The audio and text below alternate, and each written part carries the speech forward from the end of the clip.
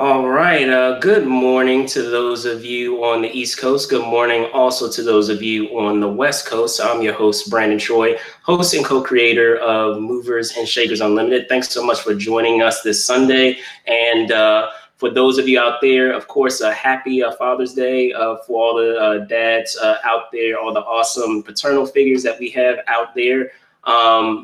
As you know, every Sunday, we love love to dig into our episodes of Loki. This week being the following the second episode, if you will. So welcome to this series that we have known as Emerald Variants, the Loki Series Chat. And as you will know, just to get into just the breakdown of how these episodes go, I'm going to go into, a brief summary, as always, and then we'll introduce our special guest host, who I'm excited to have on this week.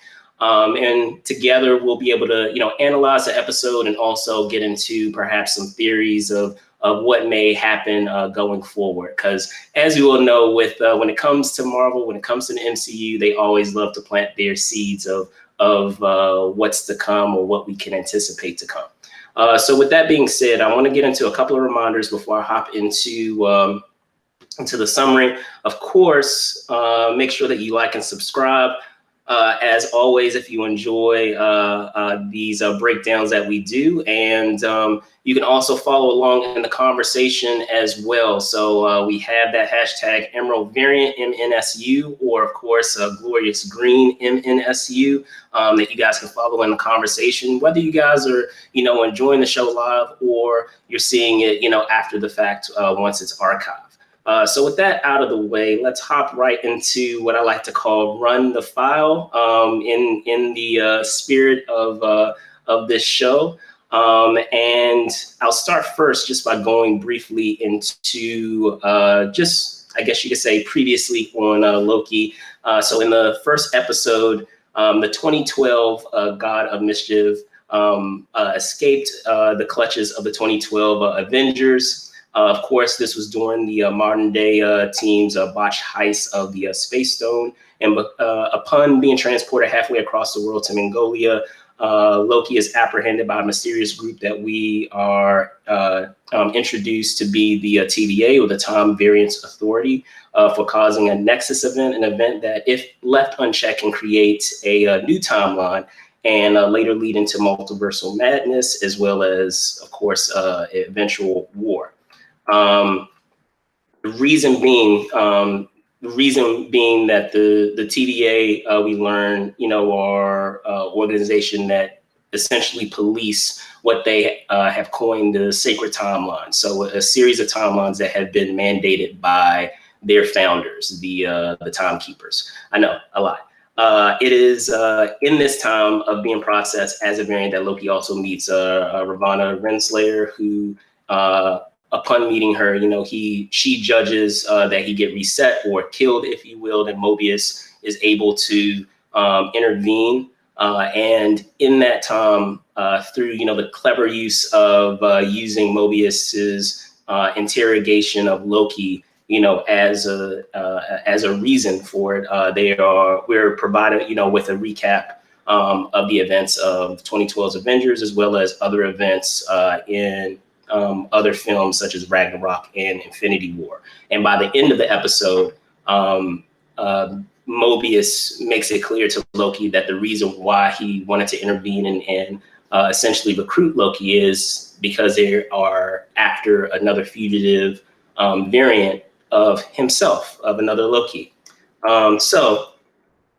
With this episode, with episode 2, titled The Variant, the episode opens with TVA officers, a hunter, and a few Minutemen hot on the trail of a variant at a Ren Fair in the 80s, 1985, Wisconsin to be exact. And it's here where the future variant Loki turns the tables on the TVA by enchanting the hunter to fight their fellow Minutemen. A sequence that is, played to hilarious effect with the tune of, holding out for a hero playing, in the background, which when we discuss, the analysis, of this episode, I feel, provides very much a foreshadow or reveal of not just what's happening in this episode, but also perhaps what is happening as a whole in the series going forward. So afterwards, we see fugitive Loki take the TVA member with her to another timeline. And we cut to Loki recapping the rules regarding, timelines, nexus events, variants, what have you. And he's recapping all of these concepts with Miss Minutes, as he's, trying to study, what all these concepts are. And it's seems to be the reasoning behind this is that he has been provided provisional status as a TVA member. After we have, that initial sequence of him, doing that kind of study session, Loki, Mobius, and company, head to the scene of the fugitive Loki's fight with the TVA that was mentioned, at the top. And at that scene, Loki shares some insight into the fugitive's motives, since it is in essence him. However, in doing so, it nearly allows him to be able to stall long enough to create, a new nexus event that is, eventually thwarted by Mobius when he, comes to realize what Loki is up to. Cut to the TVA, Mobius meets with Renslayer to get, further authorization to keep Loki as his liaison on his mission to apprehend this fugitive Loki. And in that interaction and meeting, we get quite a bit of information, I feel, because, we learn not only is Mobius not the only analyst that is working for Renslayer, but he, in fact, has never met the Timekeepers, which is pretty, curious and plays into some theories, which I will get into, or say me and our guests will get into later. Now, afterwards, Mobius has Loki do some administrative work to pinpoint any additional clues in locating, this fugitive Loki. And in doing so, Loki eventually stumbles upon a file about Ragnarok, because up to this point he wasn't, aware of the specifics of what had happened. However, in doing so, he's able to discover a loophole that is, prevalent among the TVA and with nexus events, and the idea that you can't really track down a variant if they're hiding amongst a, apocalyptic or cataclysmic event, because even if they do anything that's like awful or strays off of what is anticipated that will happen during that timeline, it's all for naught, because it's going to end up getting destroyed anyway. So they try to, in discovering this theory, Loki brings it to Mobius and they test it out in a sequence with Pompeii, where it's proven to be true that, you can't really pinpoint a variant in such a circumstance. And once this happens,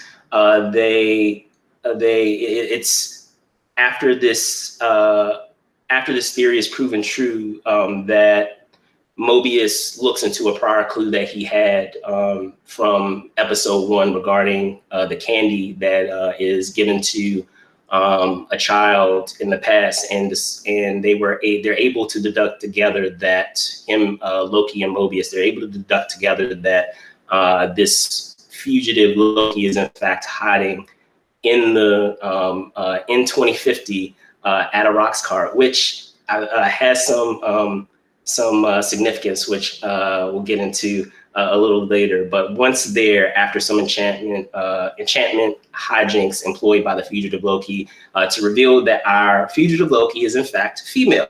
However, not long after this reveal, the female Loki sets the charges of all the numerous reset charges that she has confiscated, in this time, sending them across various timelines to detonate. As a result, her actions create numerous likely nexus events for the TVA to have to deal with. And it's in this chaos that the female Loki escapes through, I guess you can call it a TVA, timeline traveling door, because it's a constant trope that we're seeing, thus far in these first two episodes, with Loki in pursuit, all the while leaving Mobius and the TVA members behind in 2050.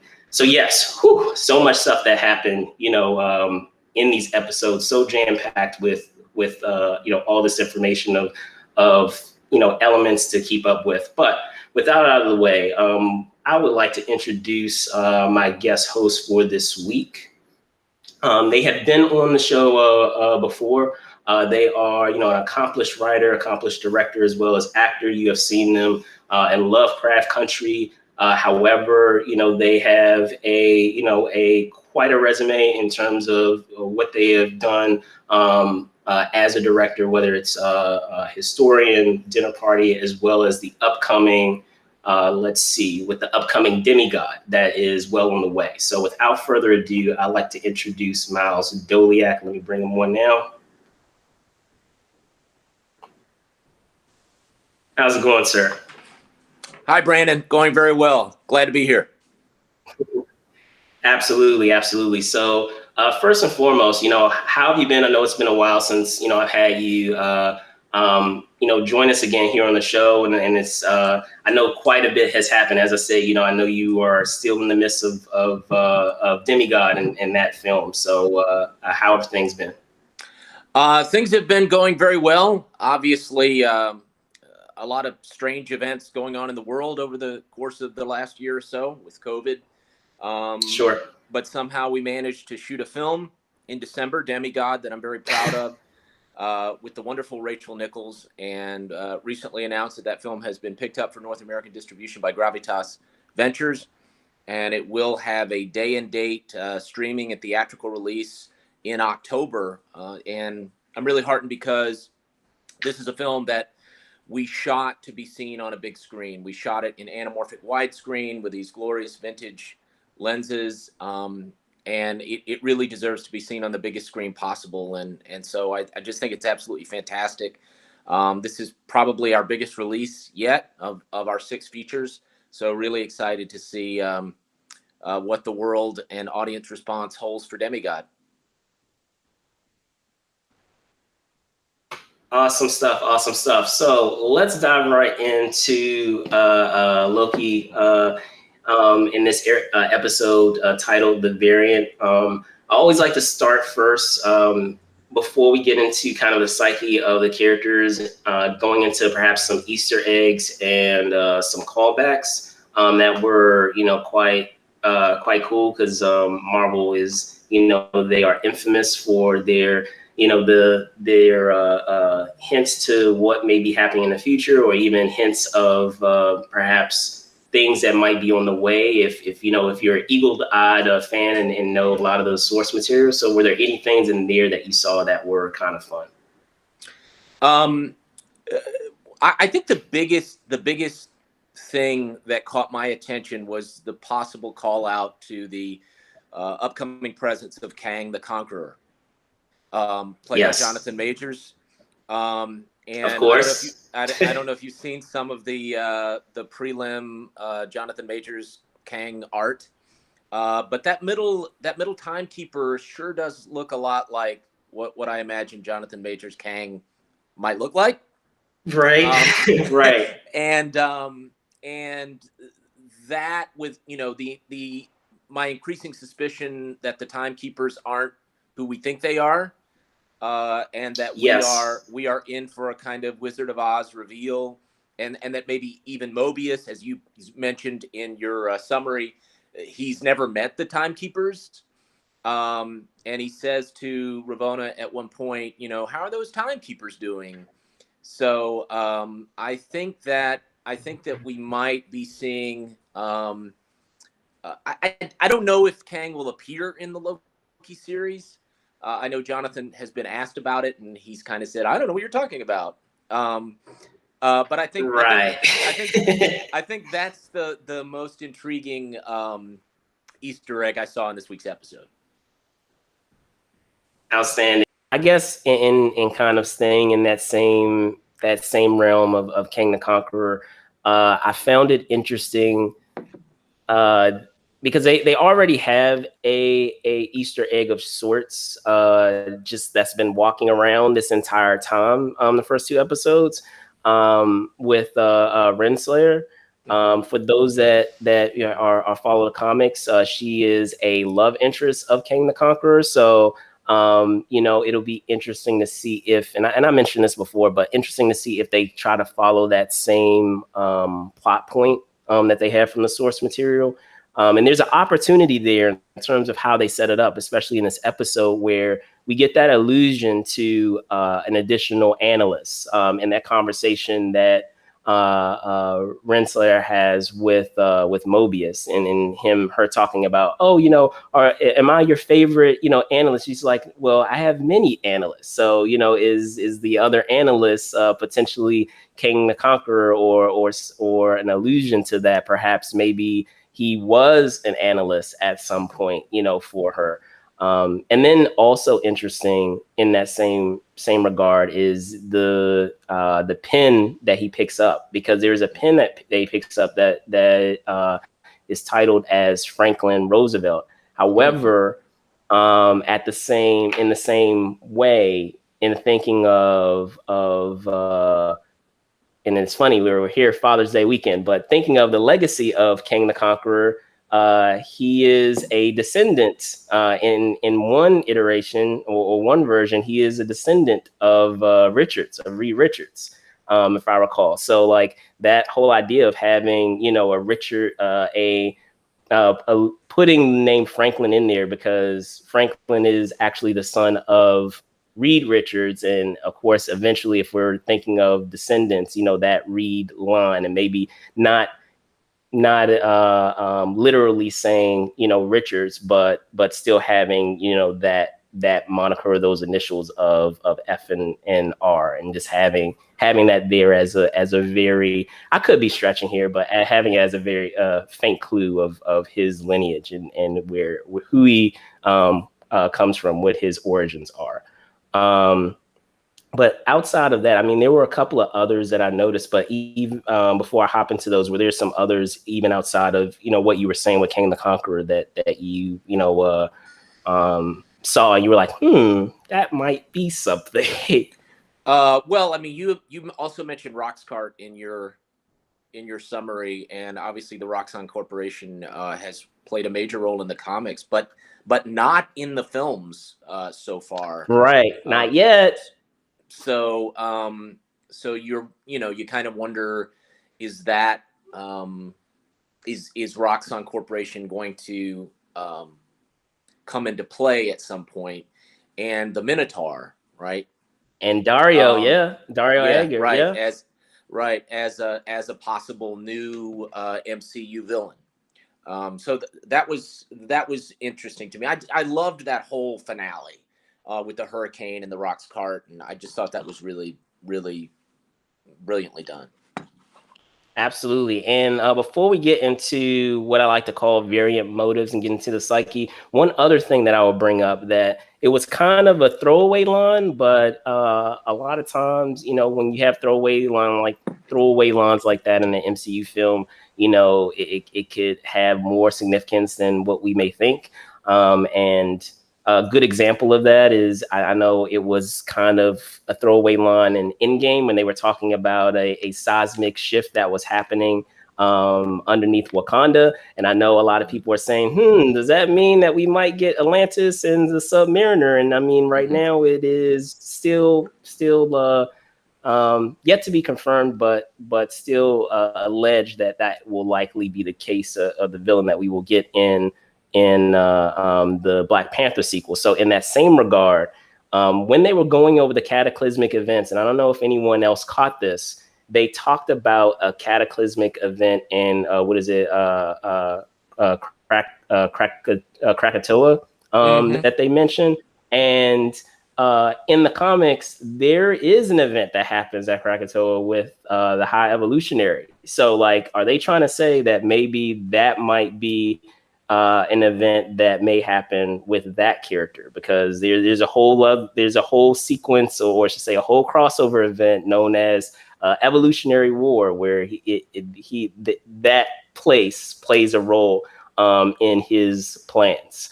So I feel like this show has a fun role where they can allude to a lot of things, and then if it when we eventually see it in films or other places, we're like, oh look, they pointed to it here, and I mean, it could just be a fun little throwaway thing that they can pay off later in some type of way. And when we look back, we say, wow, they were just thinking that far ahead. I mean, we had illusions of that thus far, even in Iron Man 2, where they had that scene with all of those spots of superhero activity in that map that they show. So who knows, that might be an allusion to that, because with considering, the only reason why I bring up high evolutionary, I should say, is that, again, not confirmed at this point, but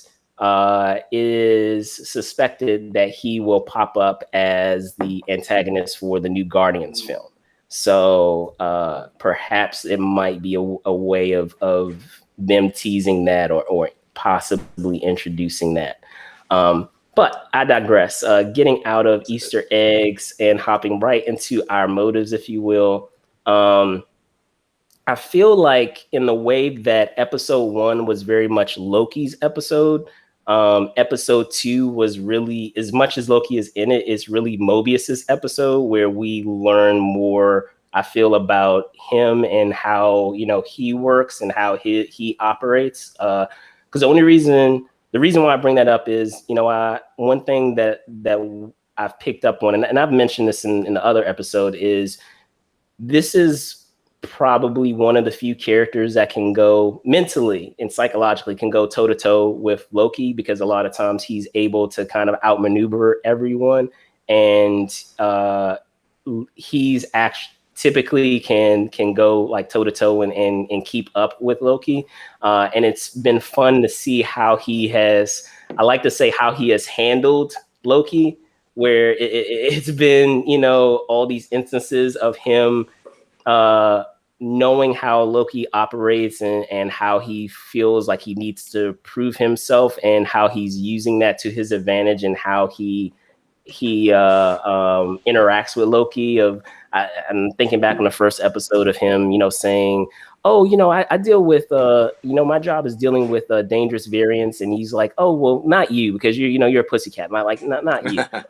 Or even in like this episode where he talks about, the idea of Loki being the most pruned variant, knowing that Loki was there, and just like commenting, oh yeah, like you're the variant that we've captured the most. Or I found it interesting of him talking about Loki in front of Loki, like the fact that he was breaking down who Loki was and how he operated in front of Loki. And I found that, I was like, wow, that's like super like condescending and like patronizing, that you're just like doing all this in front of him, instead of allowing him to help you guys. You're telling everyone how he operates. But what are your thoughts on some of the things that you have seen with character?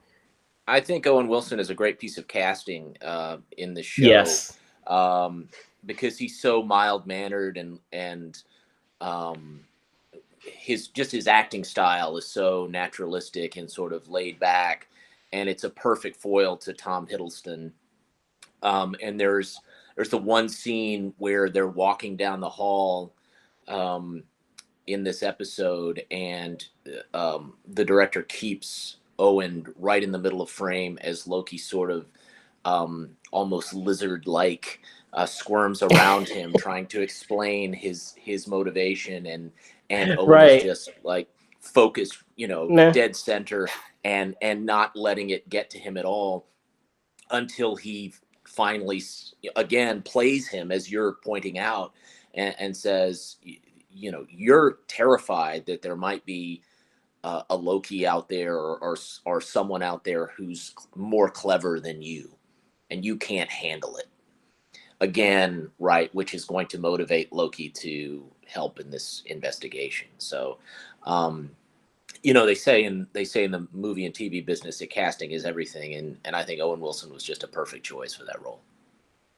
For sure. And to further to your point, one thing that was fascinating to me is, and it goes into, and I'll get into this in a moment, like with theories, but just like you said, he has kind of a wall that he puts up whenever he's around Loki, but it seems like that comes down when he's around Renslayer, where she kind of reveals, and it's a character trait that we don't know about him, is the fact that she comments, you have a soft spot for broken things. And so I was like, oh, okay. So like just that idea that, on the exterior, he is putting on like this like very, cool, laid back front, but on some level, he sympathizes, with Loki, or he has empathy for Loki and his circumstances. So and we see a little bit of that, I feel like, as this episode continues, that armor or that wall that he puts up starts to come down slightly. So what did you make of the little speech about the jet ski? Right, he says, well, we see Loki looking at in the magazine where it has the jet ski, and then Mobius later talks about how the jet ski was a miracle of form and function, and I mean, surely that's something, right? I mean, that they bring it up twice in the episode. Yes, yeah, and I feel that's a great segue. So we'll hop right into it. So like theories and what ifs. So like in thinking of that, because I noticed that like you have that initial conversation, but even in the book that Loki has at the beginning, the magazine, it has the jet ski as well on top. So you have the conversation, but you also have that initial moment of him looking at it at the beginning. So it makes me think that perhaps, and I mean, this has been highlighted as a possibility, and I'll go with it. I don't claim to be the person who has brought up the theory, brought up the theory is that he at some point gets a chance to get on a jet ski, and maybe it may happen at the end of the show. We'll see. Maybe as like a nice little callback to what happened at the beginning of the series. But I think, again, it goes back to some of the things that they're going to be able to play with, because when he talks about being on a jet ski, he makes that point of, why Loki asks him, why have you ever been on a jet ski? And he comments, well, a TVA member has never been, on a jet ski. So does that mean that by being on a jet ski, that causes, a nexus event that, someone shouldn't be, a TVA member shouldn't be on a jet ski? So, and if it does, will he do it anyway, just because he desires to be on a jet ski at some point? So like it raises that question, but it raises a couple of others too over the course of this show, like in things that they plant seeds for. And I'm glad I'm glad that I have you on, because like, that idea of being able to plant seeds in story that can like continue to bear fruit later on in a story is always, kind of cool to be able to develop in a film. And just that idea of, as I said, they have that very, I feel like it seems like a small thing, but they carefully picked that song, I feel, Holding Out for a Hero, because a lot of the lyrics in and of itself, I feel, play into not only the storyline at play with this episode, but also plays into I feel the series, just that initial line, where have all the good men gone and where are all the gods? So, Loki being the god, potentially coming in to be the hero, and a lot of it is playing, I want to say, into like that assumption that, your hero needs to be male when, we have this other figure here who's female, and she may in fact actually be the hero, playing to what you were talking about with that that curtain being pulled away, and Right. us initially picturing her as the antagonist when she's in fact the hero of the story.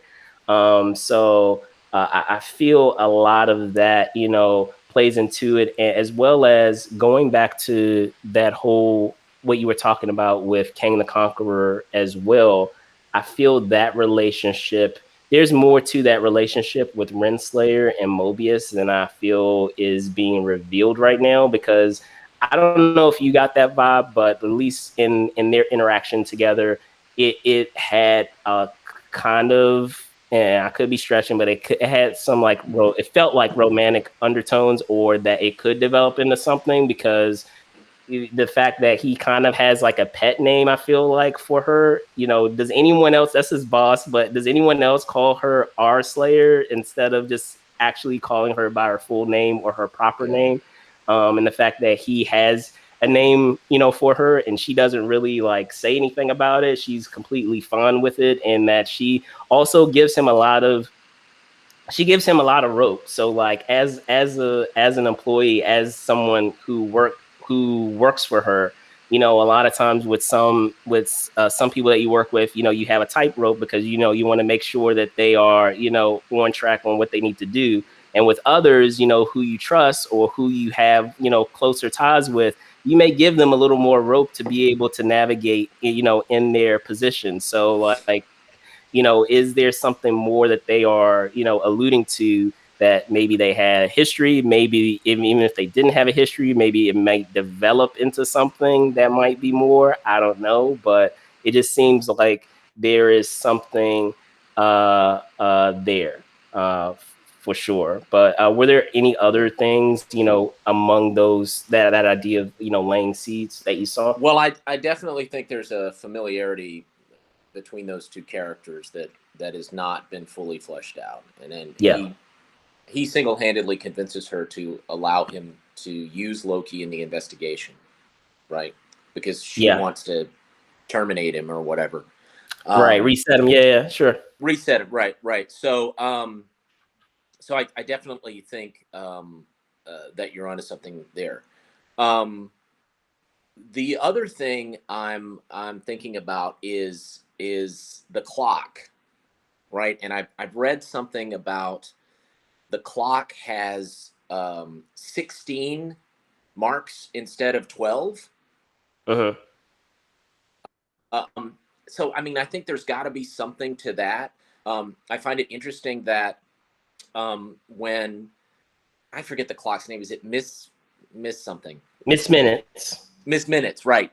Um, and Miss Minutes is doing the little quiz with Loki at the beginning of the episode when he's reading the magazine, and he answers all the questions successfully. And then Mobius comes up, and then the clock, when she jumps back into the console, the clock says "test failed." I didn't catch that. Okay. Yeah. So even though he's correctly answered all the questions, so I think a lot of it is pointing to the fact that something is going on with the TVA, that the timekeepers, whoever they are or aren't, are nefarious in some way, um, and uh, and whether that's Kang or somebody else is behind this.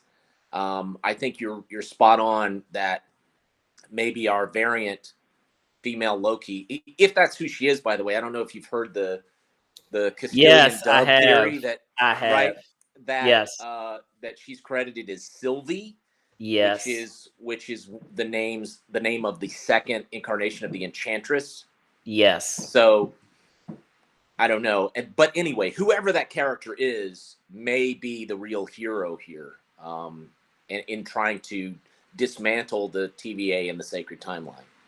For sure. And to your point of, talking about, the TVA in general, I mean, I feel like there have been constant hints to, their intentions throughout this entire series thus far, just in the last couple of episodes.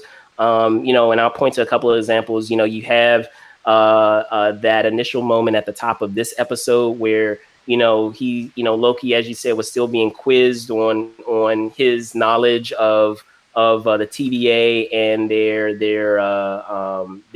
I don't want to say their antics, but like basically, you know, how they carry out their missions. And when the idea of pruning comes up, and you know, reset charges comes up, you know, he brings up the idea of, yeah, I've seen all of those training videos, all of that propaganda, you know, all of this, you know, information of pruning. And it's funny how you guys, you know, call it pruning when honestly, if you really think about it, it's really killing or disintegrating, you know, Yeah. entire parts of a timeline. So you know, just that idea of how they word things and sugarcoat things. And he goes further into it, you know, when in that same moment, or say a little later, when they're at the crime scene, and he's providing that comparison of the TVA and the Asgardians. And he talks about, you know, yeah, I've seen your kind before, you know, drunk with power, blinded to the truth, devoured by those that you know, that you underestimate. And, you know, while he, as I said, while he is stalling during that moment, you know, even though he's playing a hand in that moment, he's still speaking truth to like what he's observing and what he has noticed thus far, you know, about the TVA. And even later, you know, he in a sit down that, you know, him and Mobius have, you know, following that time, you know, later on the episode, just before like the climax, and they're sitting down with each other, and they're talking about, they have that conversation about, you know, chaos and order. And they kind of have that meta, that kind of, I feel like there've been a couple of meta moments where they talk about like the ridiculousness of their origins. And Mobius gets into, well, you know, existence is chaos. However, if you notice, like that existence doesn't become chaos when he talks about the timekeepers. You know, he talks about, yeah, the timekeepers, though, you know, they are order, but how can the timekeepers be order if all existence is, you know, chaos? And I mean, even Loki, you know, speaks to that fact. Like, you can't have it completely black and white that way. There is some gray, like not, and he comments on it. He says, like, you know, no one is completely evil and no one is completely good.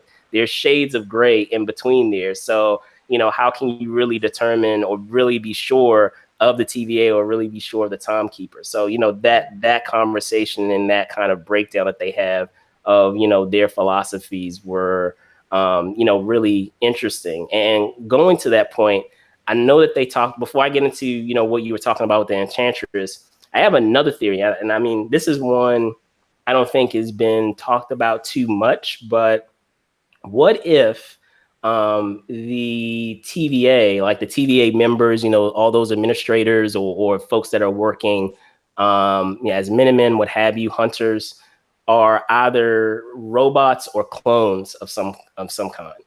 And the only reason why I say that is, you know, by having them act in either of those facets, it makes it far easier for them to manipulate, and you can make it easier for them to, you know, follow orders and just to go along with, you know, what you have set forth, versus, you know, having people question how they're executing things. And maybe Mobius is a part of that, but he's, you know, unique in that, you know, what we've seen with androids in the past, or other characters, you know, in the past, that, you know, he's breaking from norm, and he's actually developing, you know, a mind of his own, or motives of his own. Because the only reason why I say that is, I'm thinking of the moment where Loki is trying to gain files on the TVA, and then and he's told that it's classified.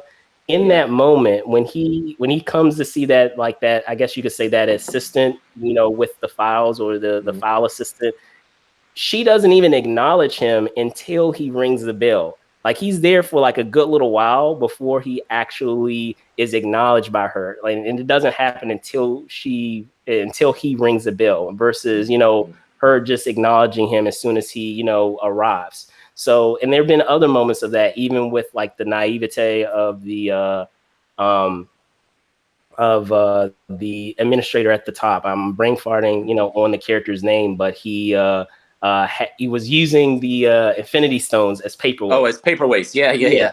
where he's like oblivious to what a fish is. So like, Mhm. just that idea of these, perhaps robots, perhaps clones, being sheltered in this little pocket, pocket space, pocket dimension, and are completely oblivious to everything because they perhaps haven't really been around that long, and maybe they have been provided with just enough information to be able to do their job. So like that possibility, I don't know if it will come out to be true, but it will be interesting if they decide to go that route for sure. But going to what you were saying with Enchantress, it's interesting that idea of bringing that up because she does in fact at the climax talk about not wanting to be addressed as Loki uh, Yeah.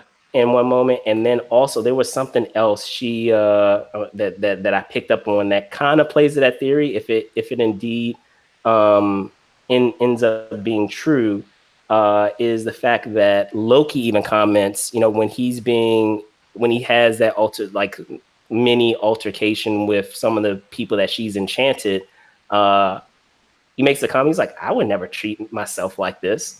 So like the idea that maybe in fact it might not be himself, and it may be someone else because that's not his mo. So Well, and there's the theory too that the Enchantress in the comics is blonde, and female Loki is generally portrayed with dark or black hair, and the actress is blonde. So, I've also read the theory that maybe the MCU is conflating the two characters. yes, yeah, because I'm Um, go ahead. no, that's all I was going to say. Maybe just to sort of streamline. Um, I don't know if that's the best. If that's the case, if that's the best choice, but I think it's certainly a possibility. For sure. I guess one thing that and it plays to that theory is, I mean, they've done it before with, ironically, with their Asgardian characters, because to a degree, I, what they did with Hela, I feel like they kind of amalgamized the character of Hela with another character from the comics, and I want to say the character's name is Angela, who's like a long lost daughter of Odin, and the Mm-hmm. way that it plays out of her, like just appearing, out of the blue. That arc kind of plays similar to what they did with Hela, so it's not unheard of. I feel where they kind of, I like to say they Ben and Jerry a lot of their characters just to make it as like more to make it easily consumable with someone who doesn't necessarily know like the source material, and with comics anyway things can get so convoluted, so just by making it a lot simpler it makes it easier that way. So The other thing I wonder is because in the comics, right, female Loki is created, if I'm remembering correctly, because after Ragnarok, um, Loki's consciousness goes down to Earth and inhabits a female body or something. Like it's a pretty complicated origin story. yeah, Whereas Enchantress is just a sorceress that lived on Asgard. right. So it's a more simple explanation. Yeah, and it's an easy way. You could just say that, Yeah. maybe one timeline, their Loki is Enchantress. Like there Right. wasn't a Right. Loki, the Loki was Enchantress. And so you kind of get to have that female Loki and Enchantress at the same time. Yeah. Yeah. So, but yeah, like all of those things that have popped up have been, quite fascinating. One thing that in going back to what they were saying about planning things that I feel may come to fruition is that relationship between Loki and B-15, so the Hunter B-15, who also Mm-hmm. stars. I feel bad I'm brain farting her name, but she is also a Lovecraft Country alum. That's right. So in speaking of that character and going to some of the things that we've already touched on just now is I feel at some point she may end up being kind of the secondary, or kind of the intermediary boss before getting to like the major boss. You know how sometimes when you have that arc where the hero has to go up against, you know, someone who is like the preliminary villain, or if we're thinking of video games, you kind of have like that initial villain before you get to the big bad. So I feel like she might end up playing that role, because in thinking of, you know, what I I'm familiar with, you know, tropes that we see in film, and how it, one thing that it gave me deja vu of, and I'll go way back and thinking of like another comic book adaptation, is Blade 2. So like that relationship between like Wesley Snipes' character and gosh, I'm brain farting on his name. Guy who Steve, plays is it Steven you Dorff? know, no. So in Blade 2 with Hellboy, the actor's Oh, Ron name, Perlman. Ron Perlman. So Ron yeah, like Perlman. Ron Yeah. Perlman and Wesley Snipes, like their interaction in the second Blade film, where they kind of had kind of like that one uppance back and forth until finally, you know, it came to a head at the end. And kind of, I guess, in the same way, you know, shout out to Donald Lowe, to his character Quinn and Blade in the first film, where they kind of constantly have that one uppance back and forth until it finally comes to a head. I feel like we might get that same payoff with this series, where they've constantly had this friction back and forth ever since they met each other, and he's constantly gotten the better of her. So like, and constantly like humiliated her. So eventually I feel like it might come to a head, you know, at the very end, before he eventually takes down like the major bad that we have, that he has to, you know, contend with her. So definitely interesting, you know, all the things that they have planned thus far, and things that would be on the way. But do you have any, you know, other things that That's the actress is Wumi Masaku. Yes, thank you. By the Thank way. you. Yes. Yeah. So shout out to her. She does great work. Great work in Lovecraft as well. Yeah, she's awesome in that. What about the moment where the hunter who the Loki variant enchants at the beginning is found right in the rocks cart, and says it's real. I gave away. Yeah, it's real. I gave away how to find them. We're assuming that means the timekeepers, right? Or could it mean something else? I didn't know. I don't really have anything, you know, for that. Like, I don't know. Like, it could be the timekeepers. It could be maybe whatever the timekeepers are, or what's standing in for the timekeepers. Maybe like whatever that quote, as you were saying, whatever that curtain is that is being like shielded from us. Whatever is taking standing in for the timekeepers, something abstract maybe, or something else, could be what she's you know, perhaps alleging to. So I don't know. Real? What are your thoughts? Yeah. I don't know. I mean, what does it's real mean? That's I found that little interchange really fascinating.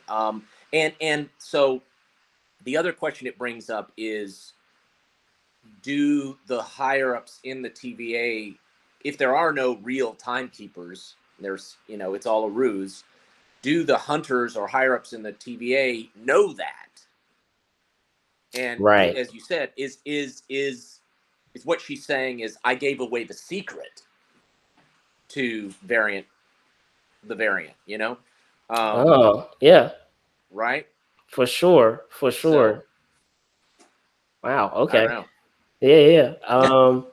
Wow, you got me thinking there. Yeah, maybe that might be a something. I completely was picturing, you know, something else. That could be it for sure. That would definitely be interesting to, you know, have because initially what I was thinking is the only person that's in on it, on what's happening is Renslayer.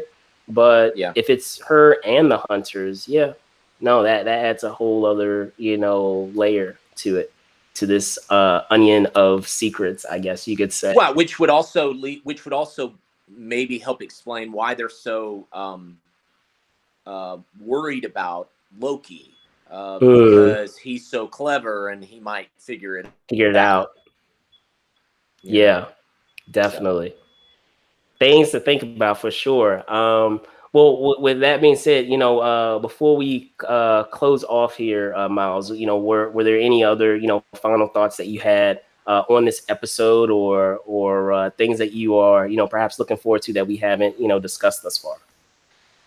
I'm really enjoying the show thus far. I very much enjoyed WandaVision, and to an only slightly lesser extent, Falcon and Winter Soldier. But so far, this is my favorite MCU television offshoot. I absolutely love the fact they went to Pompeii in 79 CE before the eruption of Vesuvius. I thought that was just terrific, and Loki speaking Latin, and of course some of that has to do with my love of ancient history. Of course. My hope is that there's enough payoff in these 6 episodes to make it satisfying. I hear a lot of rumblings about how a lot of this will be tied up in the Doctor Strange sequel. Sure. But my hope would be that at least we learn who the timekeepers really are. Yes. And we get that scene that we're longing for, which is Loki confronting whoever that is. And they don't, kind of sort of put us off and make us wait until Doctor Strange and the Multiverse of Madness. That's my big hope for the series. For sure. And I guess one thing, and I realize I didn't even bring this up as a theory, is, and I guess it plays into, my hopes, is this is probably, as I mentioned, one of the few shows where they kind of have the luxury of dipping in and out of the events of the MCU without with kind of the luxury of perhaps changing things if they wanted to, or not changing it at all. And so, like, you can still enjoy this show without, unlike many of the other shows where you have to be caught up on everything. Like, I feel like this is enough, just in the same way that Loki is in this pocket universe with the TVA, that it is in its pocket space, that you can still enjoy this show without being completely caught up on every facet of the MCU, which I feel is not really the luxury that the other 2 shows had, where, I mean, you really kind of have to be caught up on everything to really, I feel like, to enjoy it or to appreciate everything. And that's not the case here. And in the same way with the theory is, in thinking of, because I know a lot of folks have been like thinking of how this could play into Love and Thunder, so the new Thor film, is what if, because I don't know, I'm assuming you're aware of who the big antagonist is in Love and Thunder. Yes.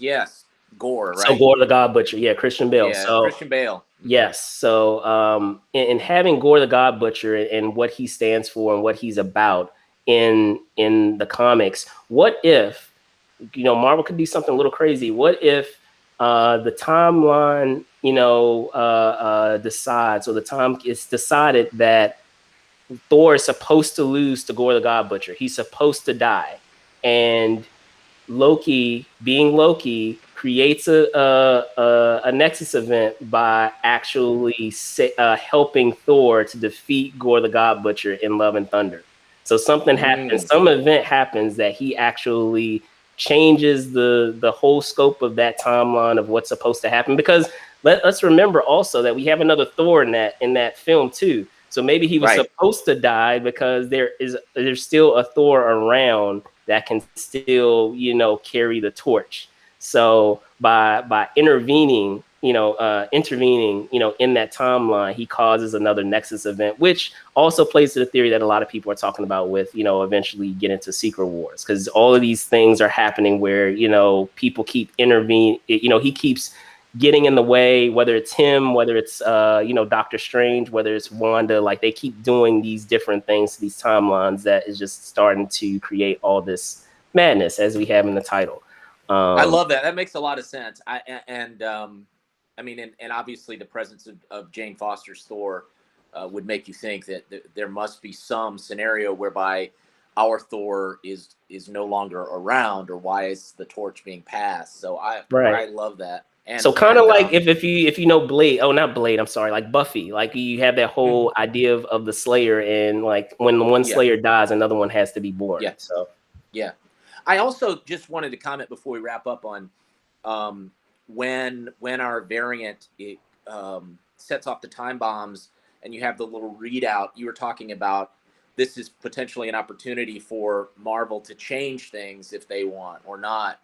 And if you look at all the places where those Nexus events are happening, and they're places that we've already visited in the Marvel Universe, it's Vormir and Xandar is on there, Ego is on there. Well, we've been to all those places, you know, and we have two big characters in the Marvel Cinematic Universe who died on Vormir, right? In Black Widow and Gamora, right?